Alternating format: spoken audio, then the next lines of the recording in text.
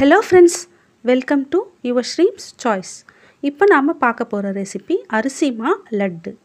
இது செய்யறதுக்காக 150 கிராம் அரிசி மாவு எடுத்துக்கணும். இந்த கப்ல நான் 100 கிராம் அரிசி மாவு எடுத்துக்கிட்டேன்.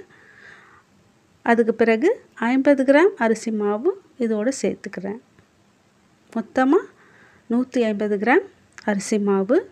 இது பச்சை வாசனை போற வரைக்கும் நல்லா வறுத்து எடுத்துக்கணும். இது வறுக்கும் போதே நல்ல மணம் வரும். நல்லா சூடா இது கொதிக்கிற அளவுக்கு வறுத்து எடுத்துக்கணும். இப்போ இந்த panலயே 2 கப் அளவுக்கு தேங்காய் துருவல் சேர்த்துக்கணும். இது 100 கிராம் அளவுக்கு. இது நல்லா செவக்க வறுத்து எடுத்துக்கணும். இப்போ இதில வறுத்து எடுத்து வச்சிருந்த அரிசி மாவை சேர்த்து கலந்து விட்டுக்கணும். இதில 2 ஸ்பூன் அளவுக்கு நெய் சேர்த்து இத நல்லா கலந்துக்கணும். ஸ்டவ் சிம்லயே இருக்கணும். இது நல்லா கலந்த பிறகு இத தனியா எடுத்து வச்சுக்கணும். இப்போ pan எடுத்துக்கிட்டு 1/2 லிட்டர் ஃபுல் cream milk எடுத்துக்கணும். இத panல சேர்த்துட்டு 100 கிராம் அளவுக்கு சர்க்கரையை இதோட சேர்த்துக்கணும். இத கலந்து விட்டுக்கிட்டே இருக்கும்போது இது நல்லா கொதிச்சு வரும்.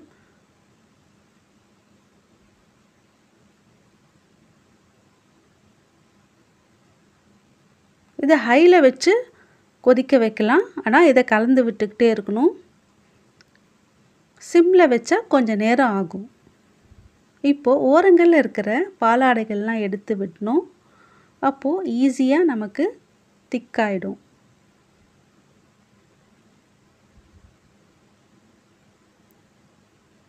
இது நல்லா கொதிச்சு கோவா ஸ்டேஜ்க்கு வரணும். பாருங்க இந்த மாதிரி நல்லா கோவா ஸ்டேஜ்க்கு வந்திருக்கு.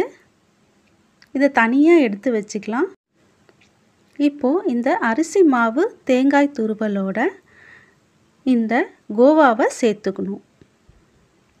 ஸ்டவ் சிம்லயே இருக்கணும். இந்த மாதிரி கோவா நல்லா திக்கா இருக்கணும்.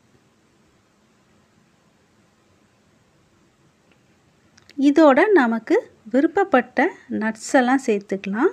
பாதாம், முந்திரி, பிஸ்தா, கிரேப்ஸ் இதெல்லாமே நாம இதல சேர்த்துக்கலாம். பாதாமை துருவி சேர்த்துக்கணும்.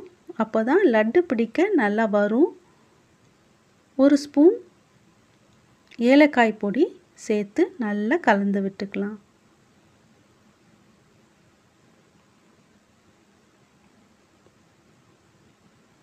இது ரொம்ப நேரம் ஸ்டவ்ல இருக்க தேவையில்லை. இது நல்லா கலந்துட்ட பிறகு ஸ்டவ் ஆஃப் பண்ணிடலாம். இப்போ இதில 4 ஸ்பூன் அளவுக்கு நெய் சேர்த்துக்கணும். நெய் சேர்த்த பிறகு இத நல்லா கலந்து விட்டுக்கணும். இப்போ இதில கற்கண்டு பவுடர் சேர்க்கணும். கற்கண்டு பவுடர் ரொம்ப பவுடரா இருக்க கூடாது. கொஞ்சம் கோர்ஸா இருக்கணும். இது ஒரு கல் உப்பு ஸ்டேஜ்க்கு இருக்கணும். இப்போ இந்த கற்கண்டு பவுடரை இதோட சேர்த்துக்கலாம். இது நல்லா கலந்து விட்டுட்டு இத லட்டுகளா பிடிச்சு எடுத்துக்கலாம். மாவு சூடா இருக்கும்போதே எல்லா லட்டுகளையும் பிடிச்சு எடுத்து வச்சுக்கலாம்.